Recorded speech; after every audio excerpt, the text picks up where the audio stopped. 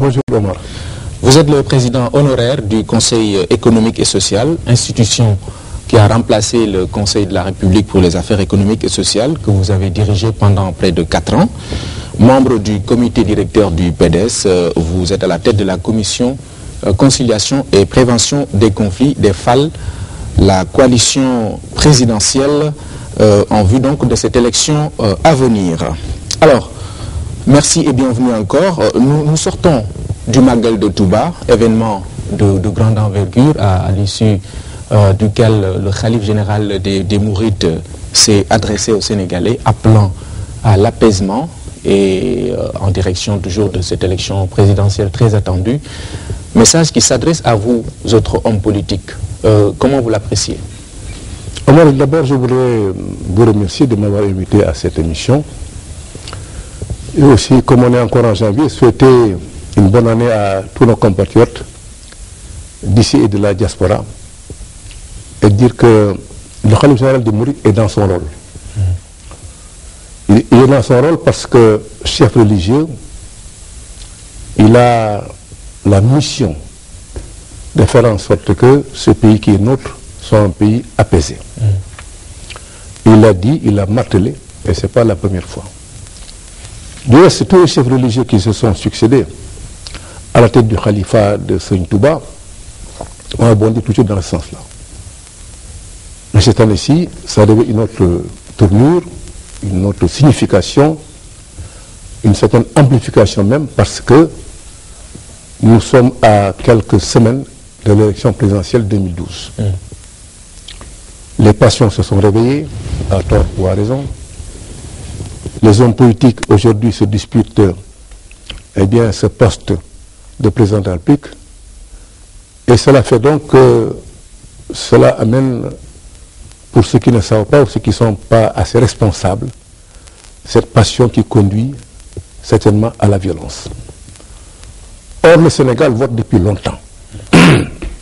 En 2000, pour ne pas aller loin, en 2000, on a voté une élection présidentielle depuis apaisée en Afrique. Au deuxième tour, le lendemain du deuxième tour, les Sénégalais sont allés au travail. Il n'y a pas eu de débordement. Au contraire. Et cela est le signe d'une vitalité démocratique. Oui. Le Sénégal s'honore d'être un pays démocratique depuis longtemps. Un des rares pays en Afrique où l'on vote pour installer un président ou pour enlever un président. Donc que le khalife général des Mourides aborde dans ce sens de l'apaisement, de la sérénité et des passions réfrénées, je crois qu'il faut s'en féliciter et le remercier. Alors Touba n'a pas de candidat, en d'autres termes, il n'y aura pas de Ndigel. Cette position de Touba est accueillie avec soulagement chez vos adversaires qui font allusion à ce propos tenu la veille de ce Magal par votre candidat, le président Wade, disant qu'il ne peut pas mettre, qu'il ne peut pas donc comparer Touba aux autres familles religieuses. Est-ce qu'on peut dire que c'est votre cas? Pas de soulagement chez vous? Ou bien non, je crois, je l'ai dit tantôt, le khalife général des Mourides, est un homme de Dieu, est un homme qui représente aujourd'hui Seigne Touba sur terre. Qui disent qu'il n'a pas de candidat, mais cela aussi l'honore. Et cela nous ramène à considérer l'action politique. L'action politique que mène le président Abdoulaye Wade pour arriver à se faire réélire ou arriver à se faire élire d'abord en 2000 et à se faire réélire en 2007 et aujourd'hui en 2012, c'est cette action-là qu'il faut, pour nous, hommes politiques, mettre en exergue. Autrement dit, c'est bien d'avoir des soutiens d'hommes de Dieu, d'hommes religieux, mais c'est encore bien de faire en sorte que l'électorat soit de votre côté. Faire en sorte que, pour lui qui sort, qui est un président sortant, que le bilan qu'il a réalisé soit un bilan accepté par la majorité des Sénégalais. Que aussi les projets qu'il a pour l'avenir soient aussi des projets accepté par la majorité des Sénégalais pour qu'il soit réélu.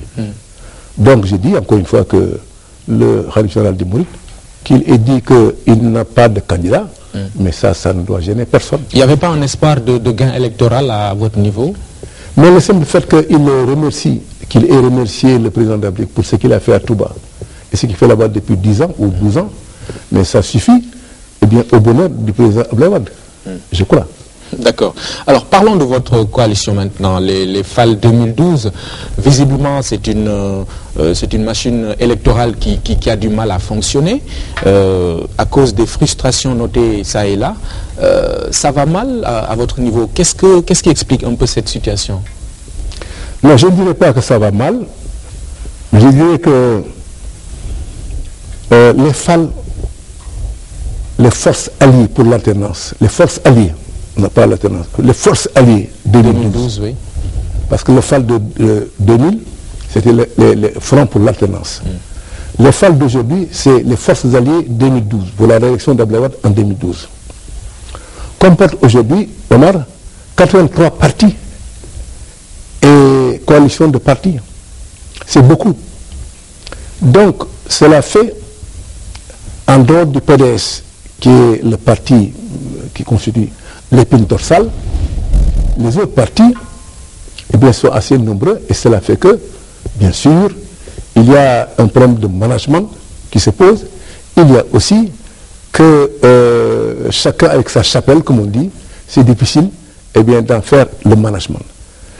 Mais nous avons réussi quand même, et avec les amis qui sont avec nous là-bas, à faire en sorte que nous ne puissions pas dépasser ce qui n'est pas acceptable.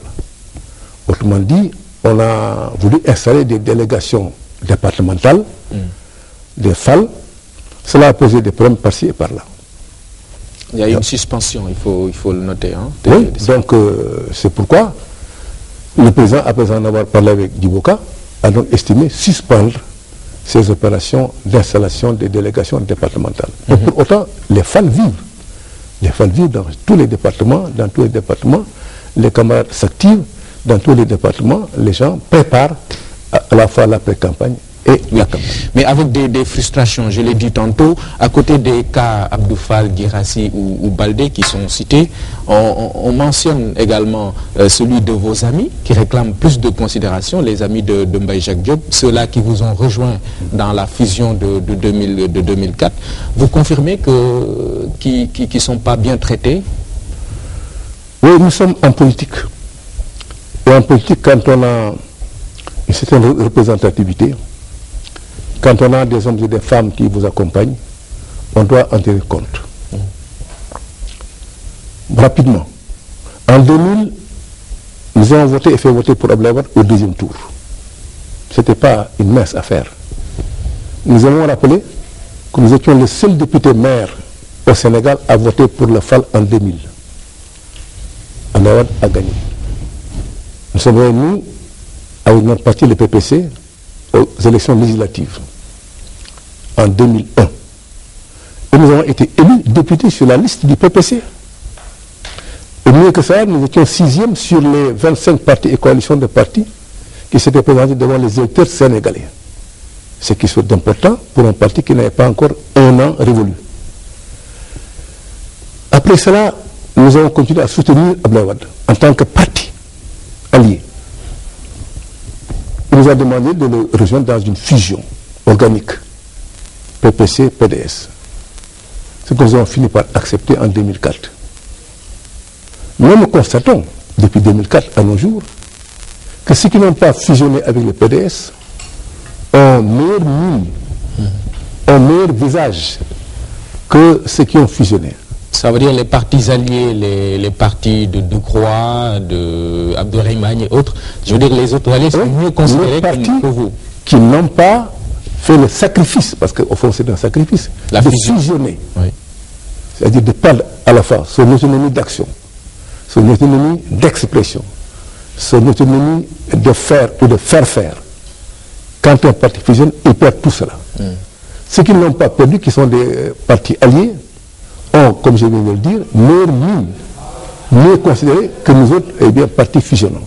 Il y a là, bien sûr, un immense sentiment de frustration de la part de nos amis. Qui est réel, hein? Et qui est réel.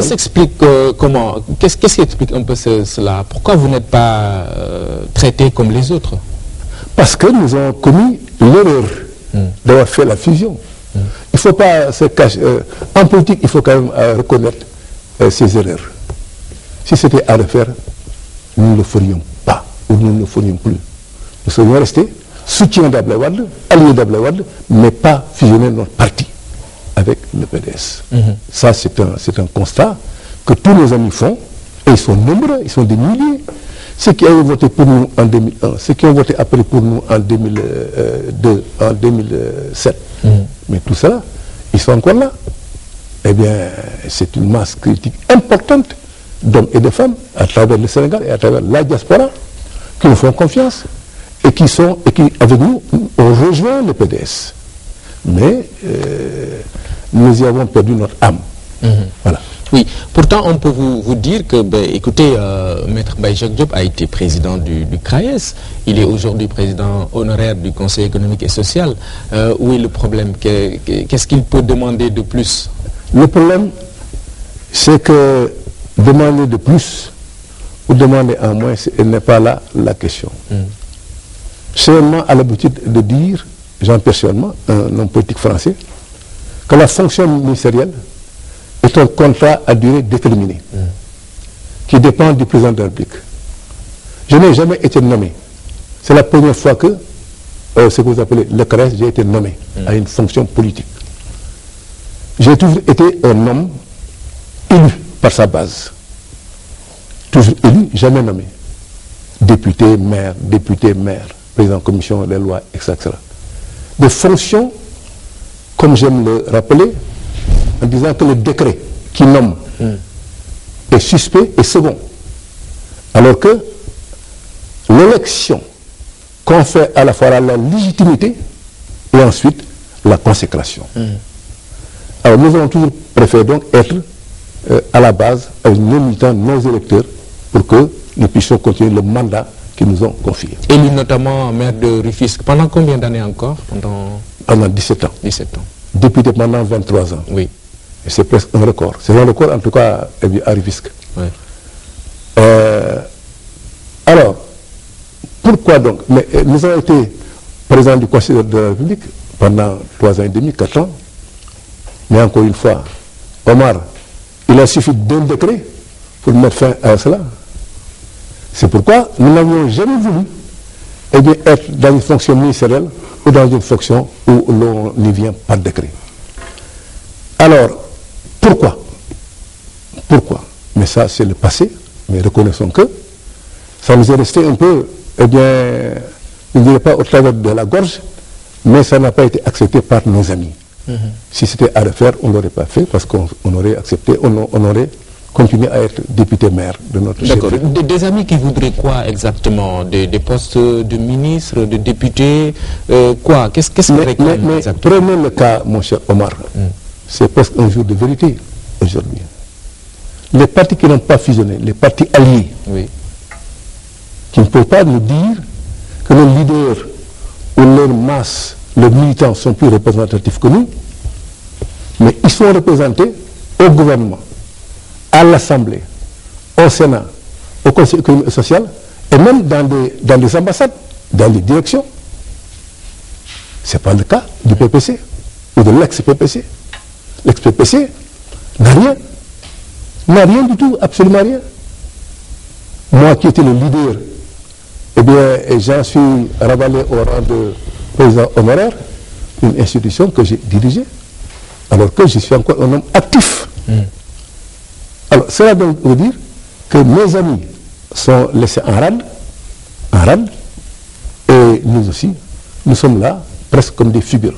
Il n'y a rien de plus terrible pour un homme politique habitué à l'action militante, habitué à l'action politique, habitué à dire et à faire, que d'être dans un parti où il perd tout cela.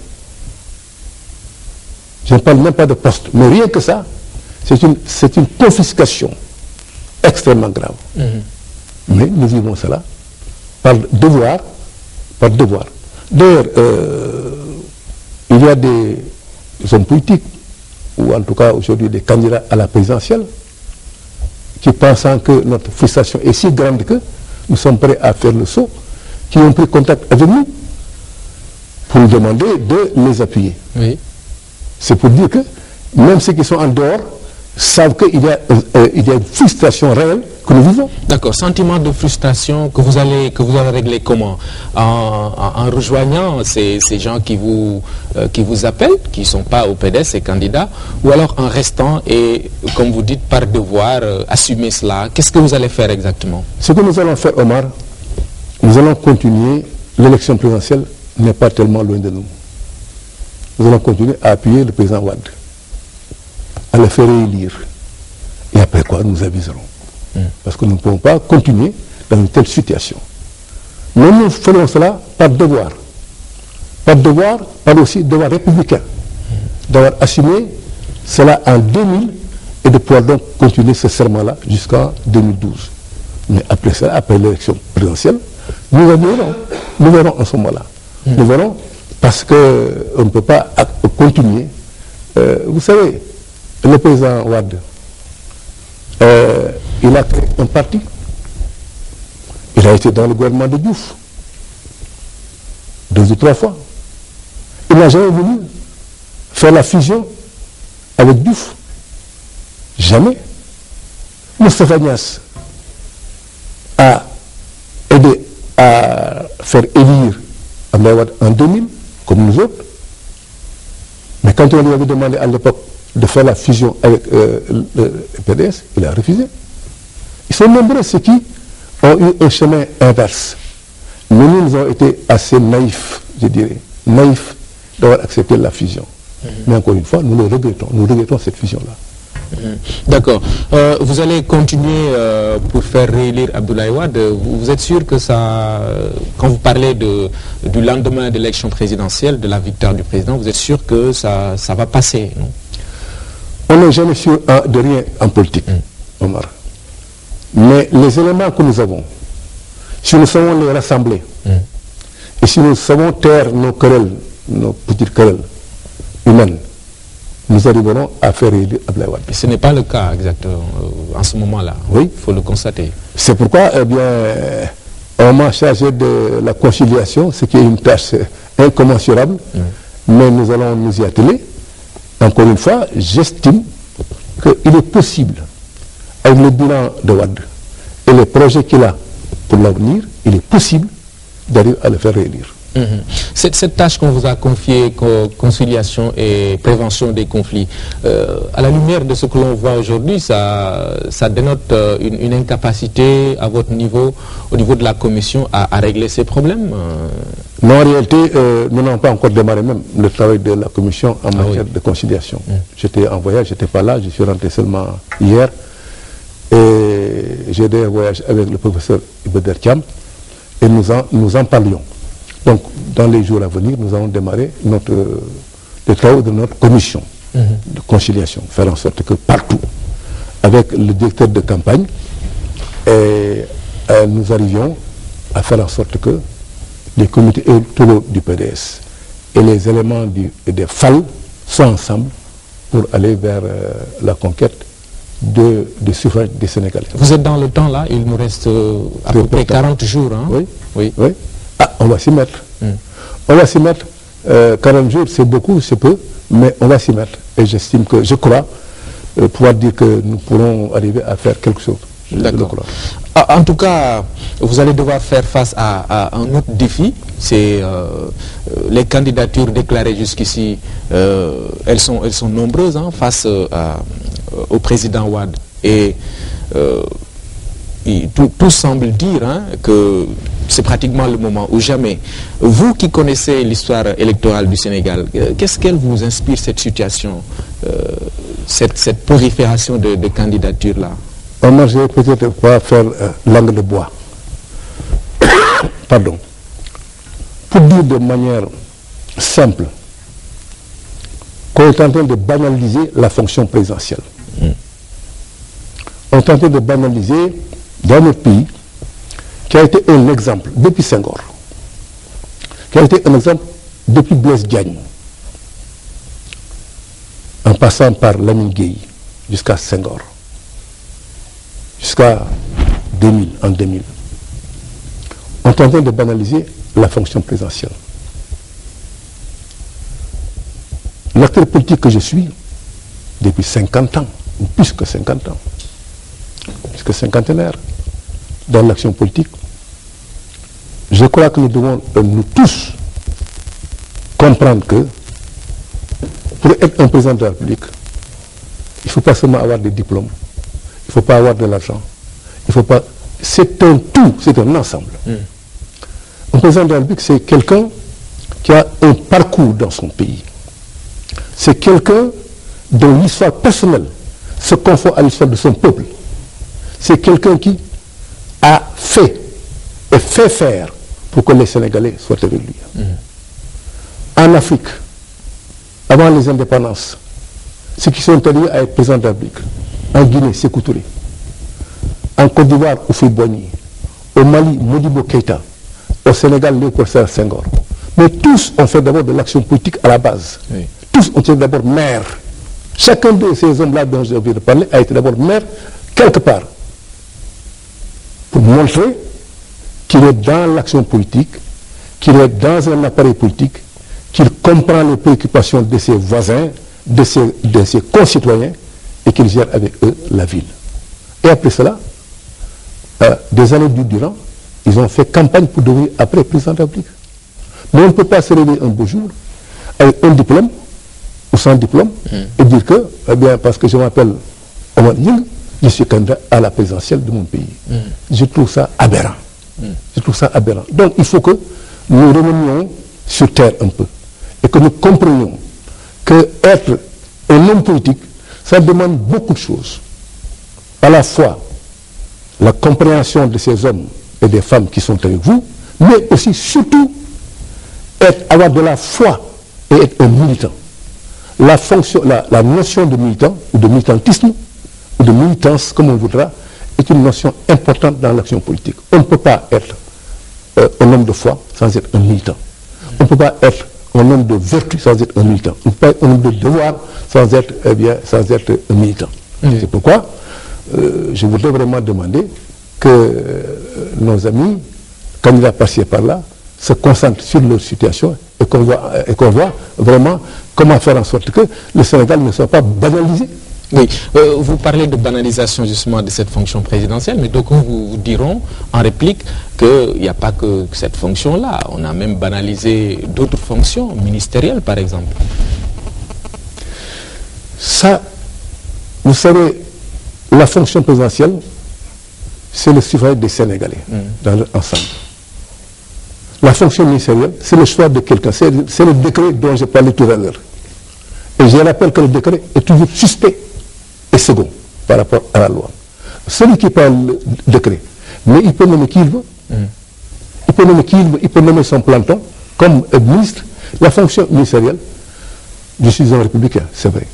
Mais la fonction ministérielle, en soi, n'est pas une fonction éminemment politique.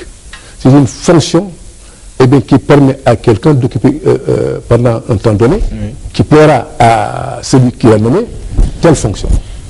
La fonction ministérielle, de mon point de vue, vous savez, beaucoup d'hommes politiques n'ont jamais voulu être ministre. Beaucoup, parce que il y a eu des moments où c'est dévalorisant. Parce que, je lisais hier seulement en revenant, toutes les turpitudes que Sarkozy fait subir, toutes les défaillances, toutes les grimaces que Sarkozy fait subir à ses ministres. Oui. Donc, la fonction ministérielle, elle peut être banalisée par celui qui nomme. Mais la fonction présidentielle, c'est le peuple, dans son entièreté, qui choisit un homme ou une femme pour en faire son chef. Ça, c'est autre chose. D'accord. J'ai juste donné un exemple hein, que nos amis ministres ne m'en veulent pas. Hein. Oui, mais moi, je ne suis pas ministre. Alors, c'est une situation donc assez complexe, hein, on le disait tout à l'heure, mais quelque part aussi liée selon toujours certains observateurs, à la candidature assez contestée du président Wade, votre candidat. Alors, on est à quelques jours de cette décision très attendue du Conseil constitutionnel. Vous voyez venir quoi exactement? Vous savez, Omar, il y a quelque temps, en 1995, en France, qui est notre pays de référence, quand il s'est agi pour le Conseil constitutionnel français de valider les comptes de campagne du candidat Balladur, c'est encore actuellement un sujet d'actualité. Alexandre Dumas, qui est socialiste, qui n'est pas donc de la droite, a dit à ses membres, aux membres de son Conseil constitutionnel, nous sommes des juges. Nous n'avons pas le droit d'interférer dans la démocratie de notre peuple, de notre pays. Les hommes politiques, c'est à eux de faire en sorte que le jeu démocratique se poursuive. Donc, comme de campagne de Balladur, bon ou pas bon, permettons au peuple de choisir demain son candidat et qu'il lui-même qu'il en soit. Je dis aujourd'hui, Abdoulaye Wade est candidat à sa réélection. Le Conseil constitutionnel doit aller dans ce sens-là, parce que faire le contraire, ce serait s'immiscer dans le fonctionnement de la démocratie dans nos pays. Le juge n'est pas fait pour ça. Le juge apprécie selon des règles et selon aussi la Constitution. C'est pourquoi je suis de ceux qui pensent que la candidature de Wade pourra être validée par le Conseil constitutionnel. D'accord. En attendant, on va voir ce qu'on peut dire. On va prendre le volet programme un peu, parce que c'est ça que véritablement attendent les électeurs, les Sénégalais. Pour vous, ce sera peut-être côté bilan. Alors, la question sur laquelle les Sénégalais justement veulent entendre des propositions concrètes, c'est la crise casamançaise. Vous avez eu à gérer le dossier pendant un temps et sans peut-être y apporter une solution. Constat d'échec? Oui et non. Je voudrais d'abord rendre hommage à tous ceux qui, lors de cette mission, m'ont accompagné. Les cadres casamançais avec à leur tête Atepa, l'abbé Diamakoun que j'ai rencontré plusieurs fois à l'époque, et tous les autres leaders du MFDC, y compris Biagui, Biagui, que je voyais de temps à autre. J'ai eu à m'occuper pendant un temps de ce dossier de la Casamance, qui est un dossier à la fois intéressant et difficile. Intéressant parce qu'il s'agit de la paix de notre pays, dans notre pays. Difficile parce qu'il y a tellement de connexité dans ce dossier que c'est difficile. Je voudrais remercier donc le président Wade de m'avoir permis de m'approcher de ce dossier. Et dire que j'ai espoir qu'après l'élection présidentielle, une ouverture nous sera donnée, nous sera faite pour que nous puissions, avec ce qu'on a emmagasiné depuis lors, faire en sorte que nous trouvions une solution. La solution idéale, c'est de faire en sorte que tous les représentants des ailes ou des tendances du MFDC se retrouvent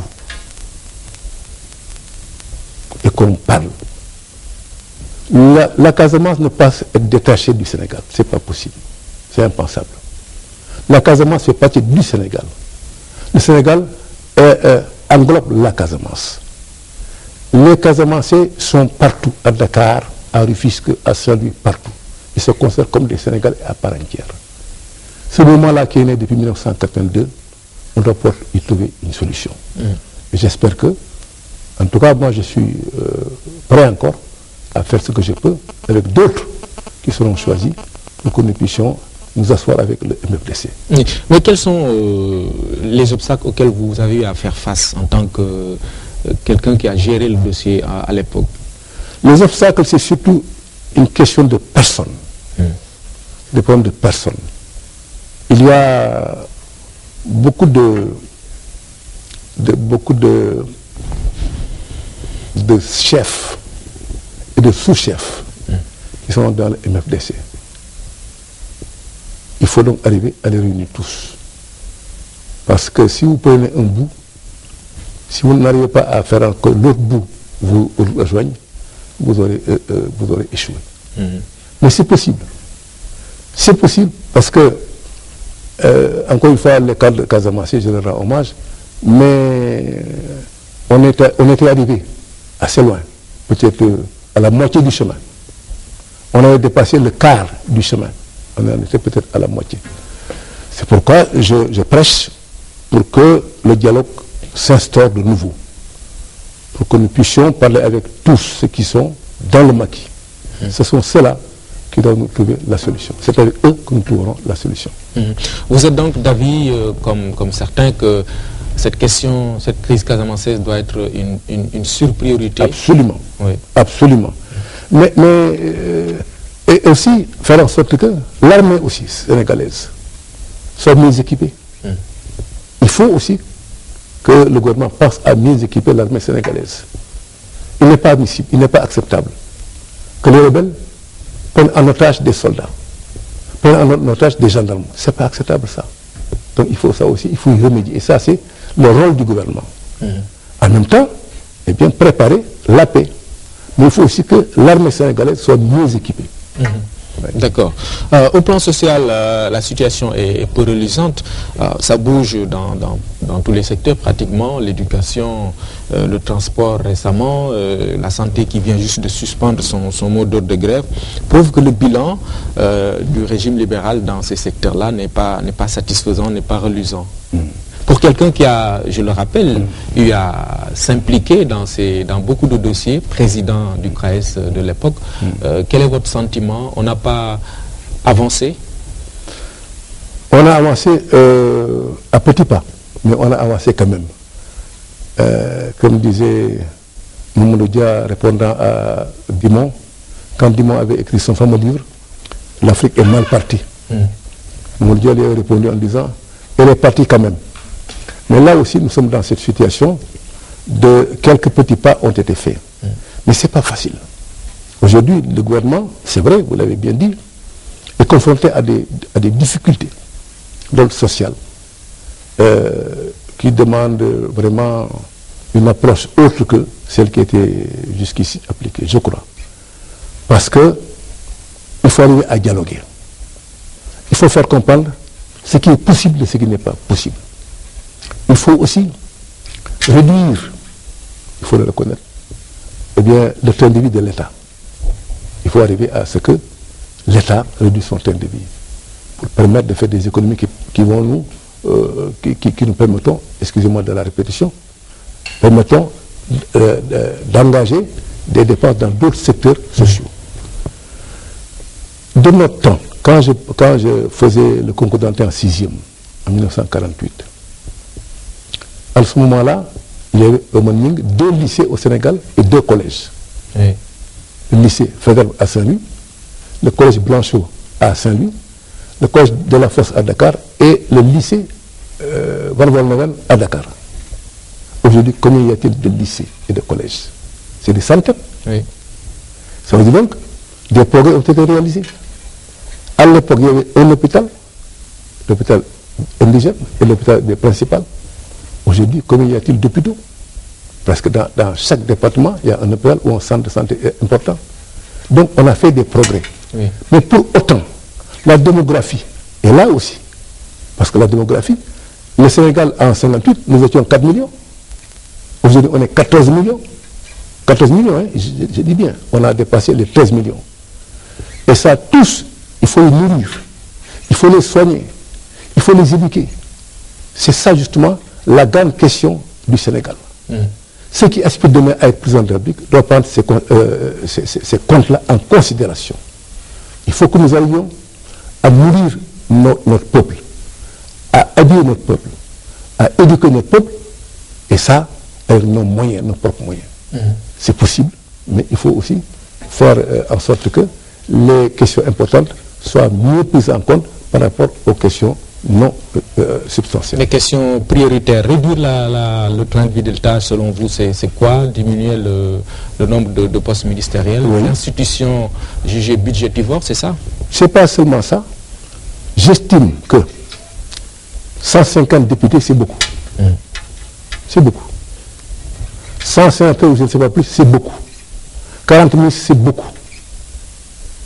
Et tout ça, je dis, un État normal, pour reprendre le mot de François Hollande, un État normal doit pouvoir gérer son pays avec la loi cadre Mamadou Dia, le premier gouvernement de la loi cadre.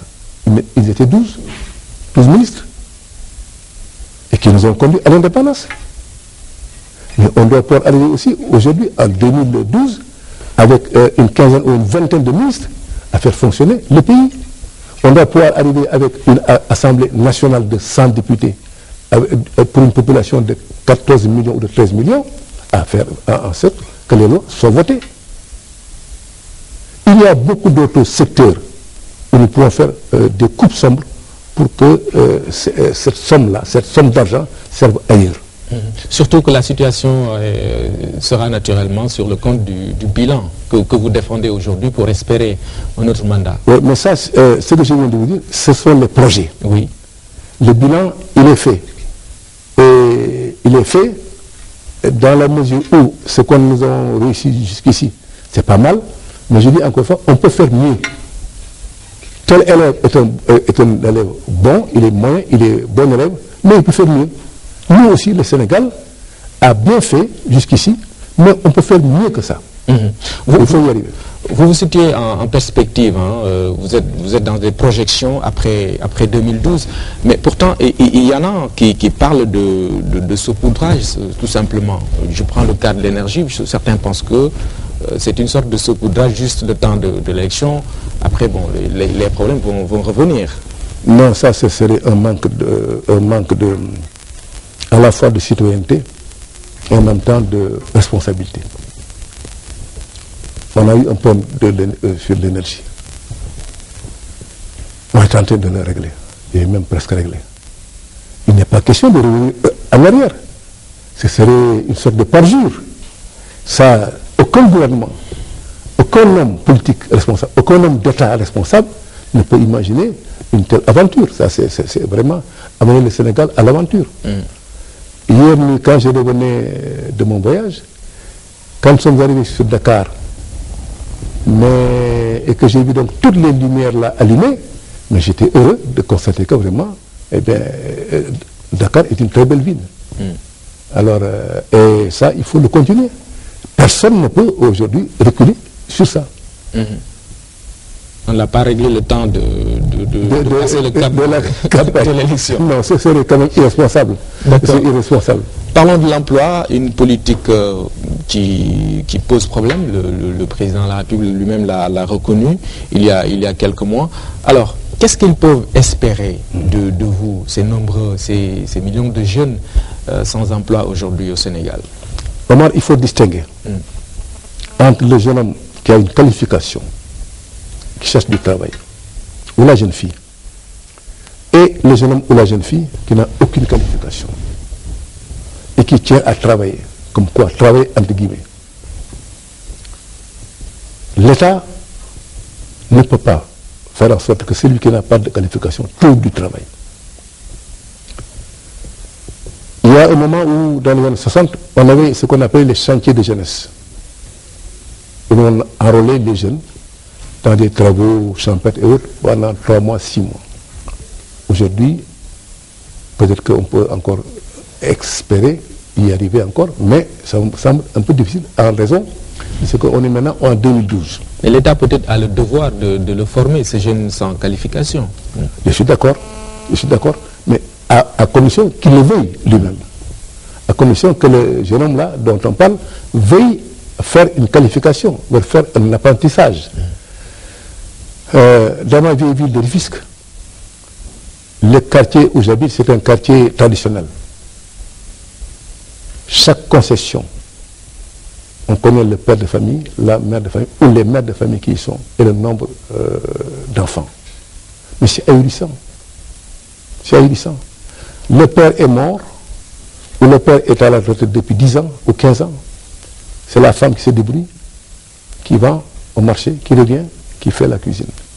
Dans la maison, le père avait 2, 3, 4 femmes. Il y a une bambelle de gosses, de jeunes gens devenus maintenant adultes, des jeunes filles. Mais la vie est devenue, pour eux, pour ces gens-là, carcérale, difficile. Et il y a un qui travaille sur les vins. Mais parmi les vins aussi, il y en a 1 ou 2 qui ont une qualification professionnelle. Il y en a 1 ou 2 qui sont allés à l'école jusqu'au CEP à peine. Et c'est ça justement que nous devons ensemble revoir. Il faut appeler des assises, de grandes assises de l'emploi et de la qualification dans notre pays. Nous risquons d'avoir un problème grave, sérieux, avec ces jeunes-là désœuvrés qui ne font rien. Qui ne font rien parce que sans qualification, ou avec qualification, ils ne trouvent pas d'emploi. Il faut faire attention à cela. Quand il y a un match ou un combat de lutte et qu'on voit les gosses sortir du stade, mais c'est... Moi j'ai la chair de poule, parce que je sais ce que ça représente, c'est un potentiel culminant qui peut à tout moment culbuter. Donc, je pense qu'il faut reprendre les choses en main et faire en sorte que de grandes assises nationales de l'emploi soient organisées. Le président Wade a mis en place beaucoup d'agences, beaucoup, 3 ou 4 ou même 5 agences pour l'emploi des jeunes, etc. Mais il faut constater qu'on n'a pas réussi. On n'a pas réussi. Donc, il faut changer de fusil d'épaule. Il faut trouver d'autres solutions.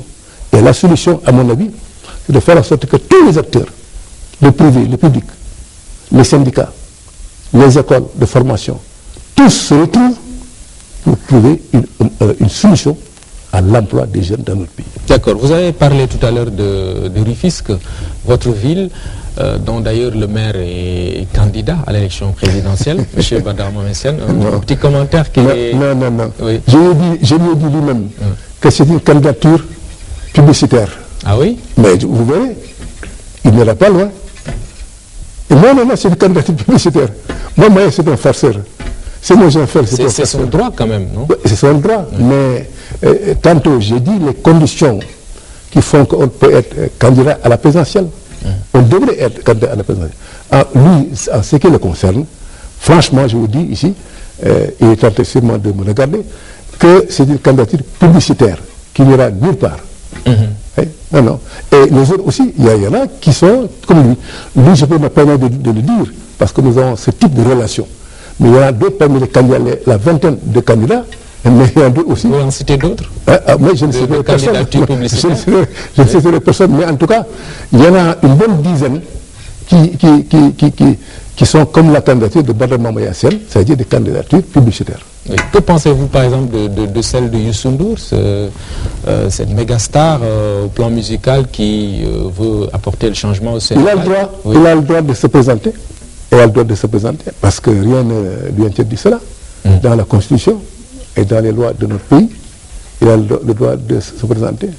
Mais Youssou N'Dour, moi, c'est mon neveu à cause de son père, Eliman Ndour, qui est membre de notre association, les porteurs de pancartes.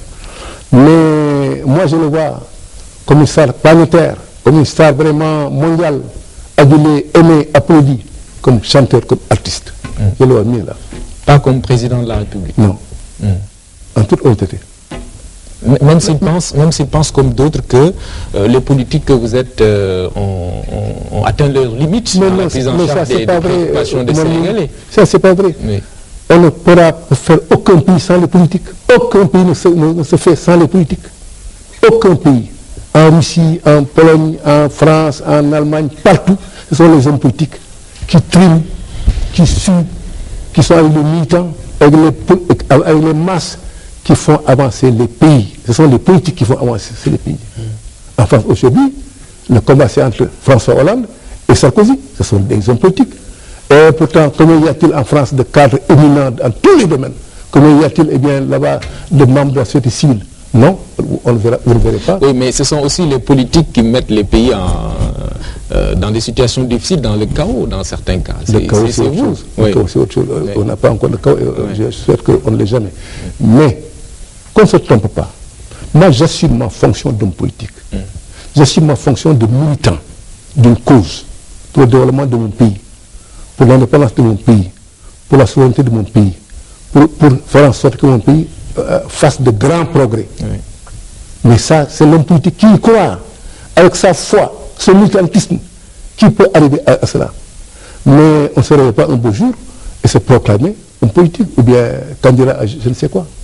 Pour autant, j'ai dit, chacun peut se présenter comme il veut. Mais, au bout du compte, ce sont les Sénégalais qui vont départager les uns et les autres. Et vous pensez que les Sénégalais choisiront votre candidat? Vous le pensez? Ils l'ont choisi déjà en 2000. Oui.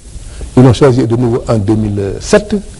J'espère qu'ils le choisiront pour une dernière fois en 2012. Voilà. Merci beaucoup, Président Mbaye Jacques Diop. C'est moi qui vous remercie. Président honoraire du Conseil économique et social, ancien maire de Rufisque. En réalité, je suis président honoraire du Conseil de la République. De la République. Que j'ai dirigé. C'est Famara Sagna qui est président honoraire du Conseil économique et social. Ah oui, actuellement, votre fonction actuelle, c'est quoi? Président honoraire du Conseil économique. Non, Conseil de la République. Du CRAES. Oui, voilà.